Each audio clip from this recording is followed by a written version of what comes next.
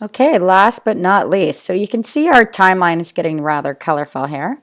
So once again, our blue clips are our moving video clips. The purple clips are text, and the green clip is audio. And the purple clips that are in the video group here, those are still images. So whether it's text or still images, they'll come up as purple.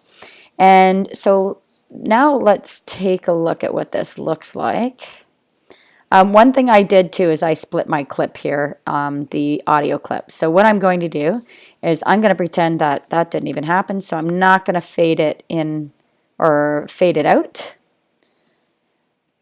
And this one I'm not going to mute anymore. I want all the audio, and I'm going to change the volume. And I'm also going to click on the little tab here, and there won't be any fade in, but it will fade out. So by having no fade in or out on the ends of these clips, right here and here, it'll just be continuous music, even though I've split the clip. So it allows me to have more control over what I want to do with those clips. So here we go. Let's watch this from the beginning. And the last thing we're going to do is render it. So we just want to make sure everything is looking good. It's a little choppy looking, but again, this is Photoshop.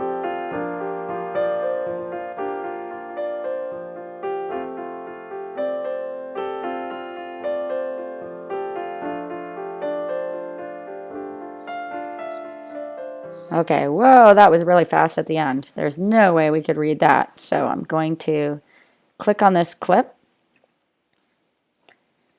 increase my timeline a little bit. And what did I do with this particular one? Oh, and the fade in. It played around with my fade in. Oh no, it's 1 second, but clearly my clip, oh, I have this wicked overlap here. That's what's happened. Here we go. Let's see if we can move that.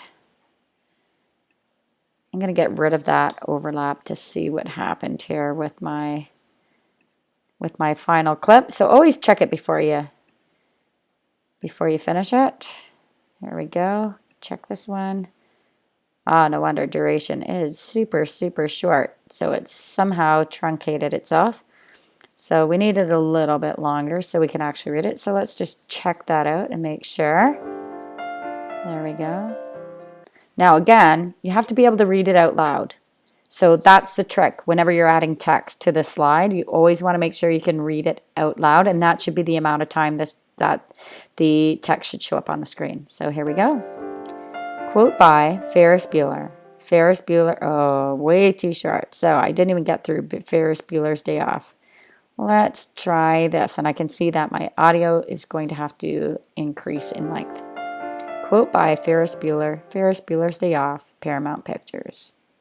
Okay, that's not bad, but I took out that little transition in between. And then how long is this one? Produced by, oh, didn't even get my name in there. So we'll go right to the end here, and I'll also extend that one a bit. So duration, oh, that one truncated itself as well. So let's go to about 3.5 here. That should do it. Let's double check though. Don't ever assume. Produced by Carolyn McLeod. Video clips by VideoBlocks. There we go. That worked out really well. So I just need that little bit of transition, that fade. I'm going to cross fade. No, I'm going to fade with black in between here, in between those two clips. So let's see if I click up here in the timeline to get my key. Let's see what that looks like. Okay, looks like we're good to go. So now I am just going to move to the end here and make sure my song also lines up. Also check my fade out for my music. Good, it fades out in the last 3 seconds. Looks good to me.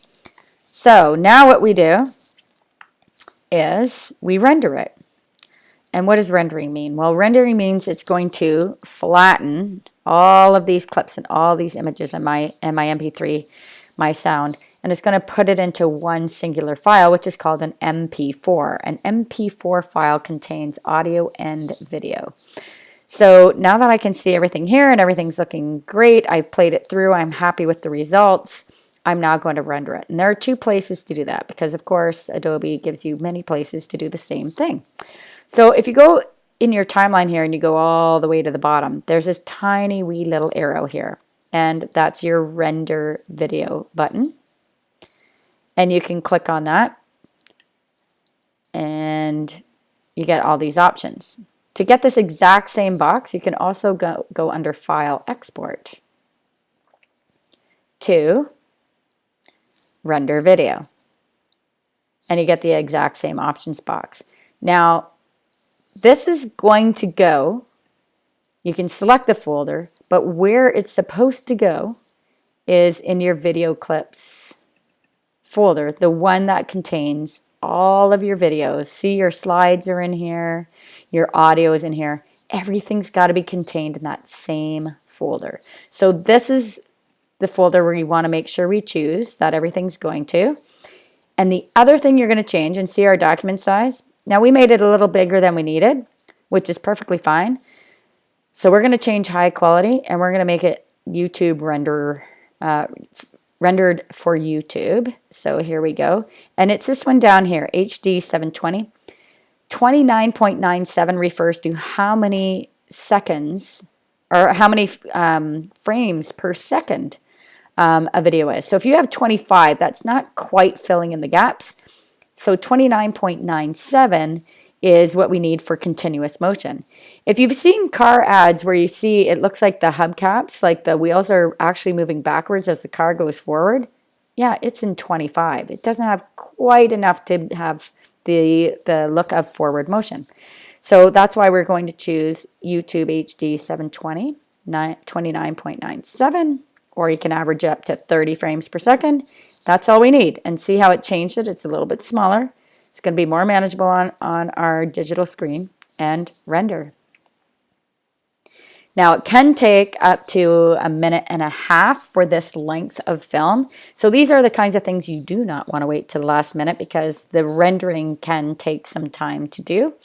When I work with my husband on videos and they're 5 to 7 minutes long, they can actually, and his are really, really high res because they're being played on like cinematic larger screens. So we're looking at an overnight render sometimes for some of those clips. So he has a lot going on in those. It's also done in a program called Final Cut Pro, which is another fantastic video editing software. You can do your video, do video editing in iMac. In iMovie, sorry. And iMovie looks quite a bit like what we're doing right here, actually, including a lot of the same color schemes.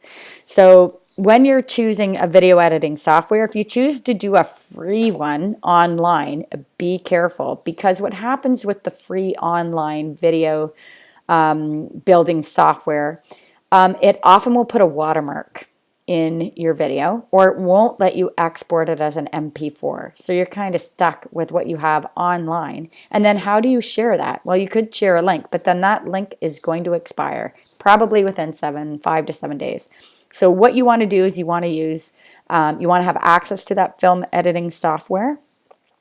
And I'm using one called Movati to do this particular screen capture. I did have one called Debut, which I also liked quite a bit.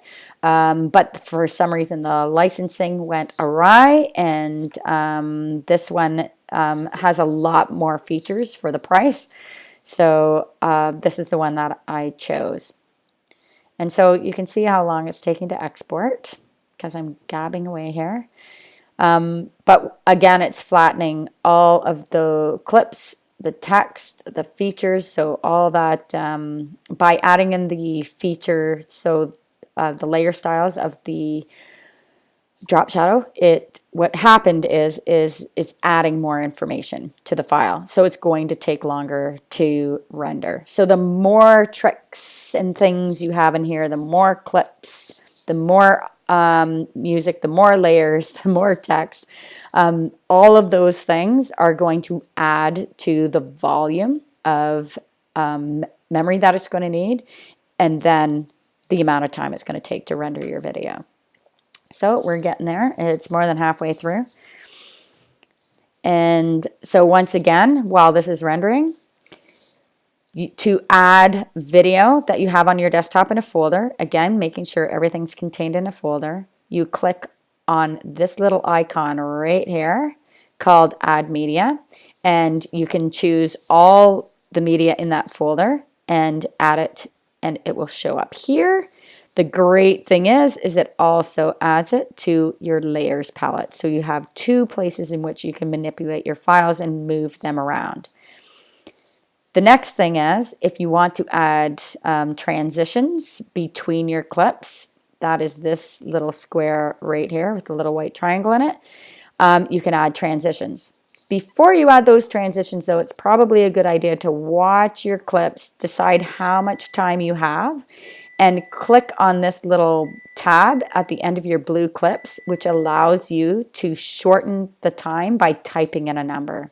Or you can click on the end of the file and drag it in, as we did with our other files. Then moving on, after we've added those transitions, what we did is we created our slides that we needed for our title, for our quote, and for our production slide. And in doing that, what we had to do is actually create a new file. So we went under File, New, and we chose Film and Video again. Or no, we didn't. We chose Web, sorry.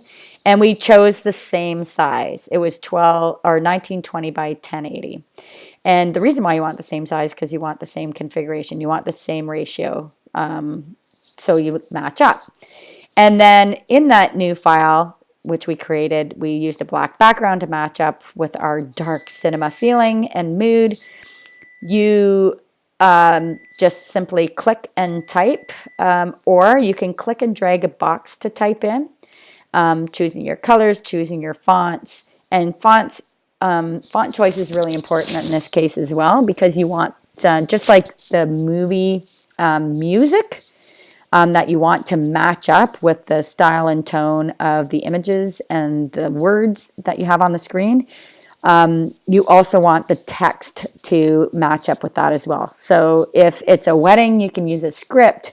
If it's a scary video with a lot of tension in it, then you could do something more distorted or eroded. So there's lots of great fonts you can choose from dafont.com.